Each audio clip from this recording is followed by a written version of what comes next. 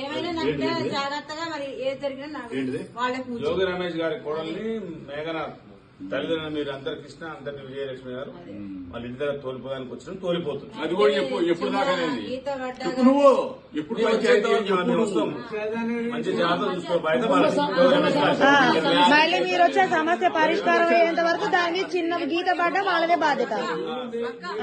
ఎప్పటి వరకు అంటే అనేది నేను చెప్తా. ఎప్పటి వరకు నేను వచ్చింది ఎందుకు అందరి ముందు తెలిసేటట్టు పెళ్లి చేసి 20 రోజులలో పంపించేసాడు కదా. నా తప్పేం లేకుండా నేను నా మీద బ్లేమ్ వేసుకోను. అర్థమైందా? నా తప్పేం లేకుండా నేను బ్లేమ్ వేసుకోను. పెళ్లి చేసి 2 రాష్ట్రాలకు తెలిసేటట్టు పెళ్లి చేసి పెళ్లి చేసి 20 రోజుల్లో పంపించారు. 20 రోజుల్లో పంపించారు.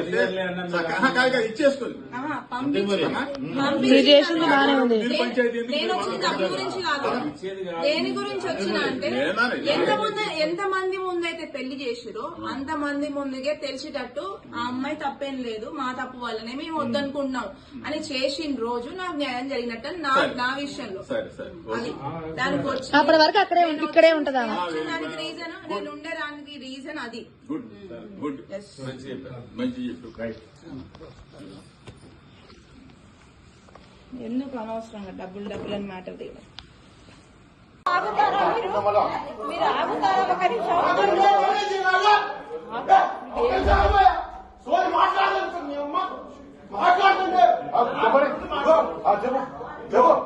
నీవే జరిగిన అన్యాయమే మేఘనా. కానీ నీకు దెబ్బ తగిలింది. నీ నొప్పి మాకు నొప్పి రాదు, గుర్తుపెట్టుకో. నీ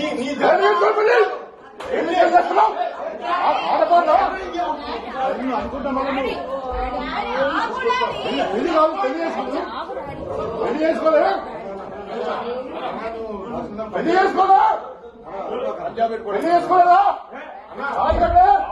పుణ్యానికి వచ్చిందా బిడ్డ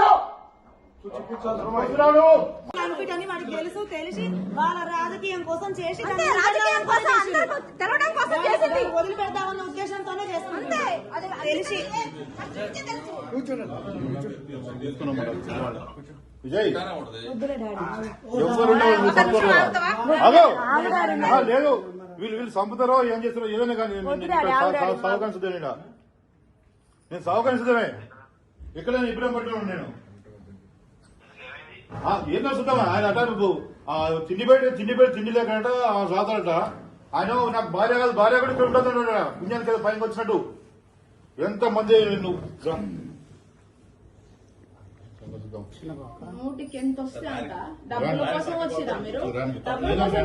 నేను తెలుసుకున్నా అన్న అందరం ఉందాం. ఉండని ఎన్నో ఉందా డబ్బుల కోసం అంట. ఎన్ని అన్నా భరించిన ఏం చేసినా లాస్ట్ కి ఇక్కడ నుంచి ఆషాఢం నుంచి వెళ్తుందా అని చెప్తే కాలు ఇక్కడ పెట్టుకోవాలి ఇట్లా. ఎన్ని చేసినా భరించిన అన్ని నా మనసులో ఉన్నాయి.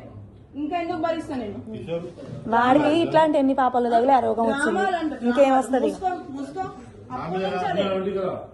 స్వామిని కాదు నేను అన్న నీకు కాదు ఎన్నోసార్లు పాపం ఆయన. నా లైఫ్ లో నేను హ్యాపీగా ఉండేదాన్ని తీసుకోవచ్చు. అదే కదా సంవత్సరం నుంచి ఇంటికి వచ్చి పిల్లని ఇవన్నీ తీసుకొచ్చి నా పిల్లలకి పబ్లిసిటీ చేసి గొంతు కోసి అక్కడ కూర్చోబెట్టి ఇప్పుడు డబ్బుల కోసం మాట్లాడుతున్నారు. డబ్బుల కోసమా లేకపోతే ఇంకా తిండి పెడతా ఊకనే అందరు ఇంట్లో పని మనిషికి పెట్టినట్టు పెడతా. ఎంతమంది ఇంట్లో అందరు ఉంటారు, నువ్వు ఉంటావంటే మరి అందరు ఉండేటట్టే చేసింది పెళ్లి. ఏంది మన తిండికి లేక పంపిస్తుంది? నా తిండికి లేక ఇక్కడికి వచ్చిందా నా బిడ్డ? ఏమన్నా వీళ్ళ దాంట్లో అలవాటు అనుకుంటే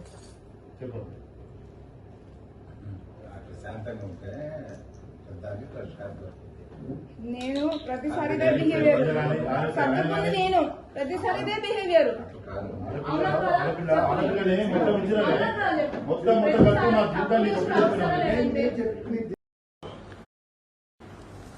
హలో వినిపిస్తుంది. హలో మేఘనా, ఇప్పుడు నీ వల్ల నాకు ఇంట్లో మనశ్శాంతి ఉన్నట్ల. ఇదిగో నీకు ఆల్రెడీ క్లియర్ గా చెప్పి పంపించా మొత్తం. అర్థమైందా? నీ జీవితం నువ్వు చూసుకో, మీ ఇంట్లో నువ్వు బతుకు, నేను నా ఇంట్లో బతుకుతా. అర్థమవుతుందా? ఇప్పుడు ఏమైంది? నేనేమన్నాను? ఇప్పుడు నా ఇంట్లో టార్చర్ పెడుతున్నారు. నువ్వు వచ్చినా నాకు ఇంకా టార్చర్ ఎక్కువ అవుద్ది. మీ ఇంట్లో కాముగా నువ్వు మూసుకొని బతుకు. నువ్వు ఏం చేసుకుంటావు చేసుకో, నాకు విడాకులొద్దు ఏమొద్దు. నువ్వు మీ ఇంట్లో బతుకు. నీకనేది ఒక ఇల్లు ఉంది, నీకు అమ్మ బాబు ఉన్నారు, అందరూ ఉన్నారు. అక్కడ ఉండు. నా జీవితం నేను చూసుకుంటా. అర్థమైందా? ఇక్కడికి వచ్చినా నీకేం నేను వెళ్ళిపోతా. ఇప్పుడు నేను ఇంట్లో ఉన్నాను. ఇక్కడికి వస్తే కనుక అసలు ఏమైందని నువ్వు రాకు, నువ్వు నీ ఇంట్లో ఉండు. నువ్వు నీ ఇంట్లో ఉండవమ్మా. ఎవరివి నువ్వు? ఎవరు ఏంటి? వచ్చినా డిస్టర్బ్ చేయకు. నువ్వు పెళ్లి చేసుకోలేదా? ఊరికే వచ్చానా నేనేమన్నా? ఊరికే వచ్చానా నేనేమన్నా? పంచాయతీ పెట్టాను ఇక్కడ. నీ అమ్మ బాబుని తీసుకొని పంచాయతీ పెట్టాను ఇక్కడ. ఇప్పుడు ఎవరేమన్నారు నిన్ను? ముస్తా ఏంటి ఇంట్లో నన్ను రోజు టార్చర్ ఇది. నీ సైడ్ నీకే అంత టార్చర్ ఉంటే నాకెట్లుండాలి? చేసుకొని వెళ్ళిపోండి. మీరు చేసుకొని వెళ్ళిపోండి. ఏం కావాలో అసలు ఏమైంది? ఎందుకు అరుస్తున్నావు అట్లా? ఇప్పుడు ఎవరేమన్నారు నిన్ను? నేనైతే నేను ఫోన్ చేయట్లేదు, నేను డిస్టర్బ్ నువ్వు చేయట్లేదు ఇంట్లో కదా. ఉండవమ్మా. ఇంట్లో ఉండు. ఇక్కడ ఉండకు. ఇది నీ ఇల్లు కాదు. నీకు సంబంధం లేదు.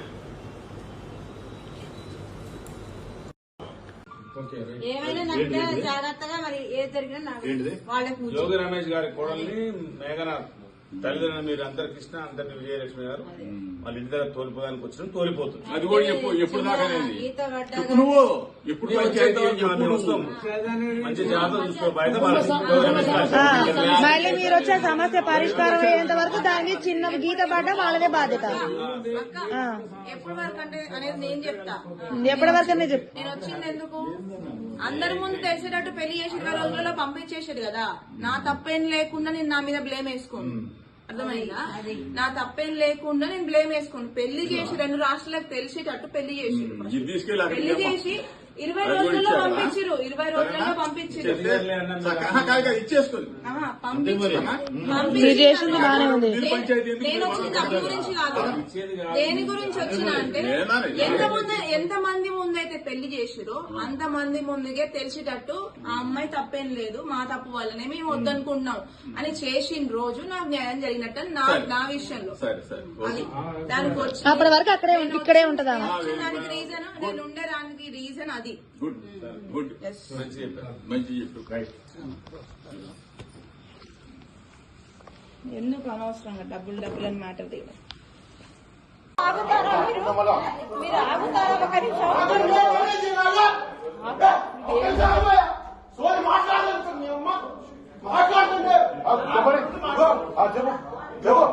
నీవే జరిగిన అన్యాయమే మేఘనా.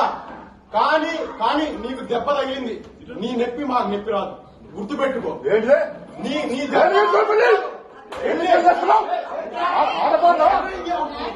అనుకుంటా మళ్ళీ నువ్వు పెళ్లి కాదు. పెళ్లి చేసుకోలేదా?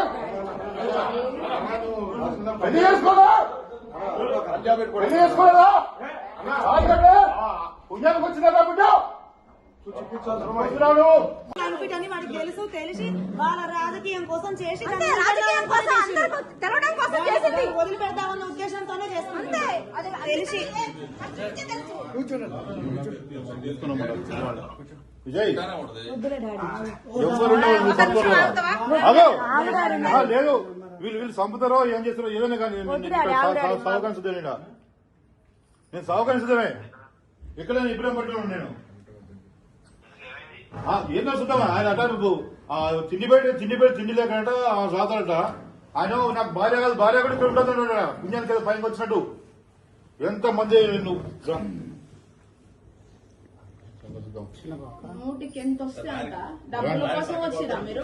డబ్బుల కోసం రామాలా? నేను తెలుసుకున్నా కానీ ఇక్కడికి పోతాను. అన్న అందరం ఉందాం. ఉండని ఎన్నో ఉందా? డబ్బుల కోసం అంట. ఎన్ని అన్నా భరించిన ఏం చేసినా లాస్ట్ కి ఇక్కడ నుంచి ఆషాఢం నుంచి వెళ్తున్నా అని చెప్తే కాలు ఇక్కడ పెట్టుకోవాలి. ఇట్లా ఎన్ని చేసినా భరించిన అన్ని నా మనసులో ఉన్నాయి. ఇంకా ఎందుకు భరిస్తా నేను? వాడికి ఇట్లాంటి ఎన్ని పాపాలు తగిలి ఆ రోగం వచ్చింది. ఇంకేం వస్తుంది? స్వామి కాదు నేను అన్న నీకు కాదు. ఎన్నోసార్లు పాపం ఆయన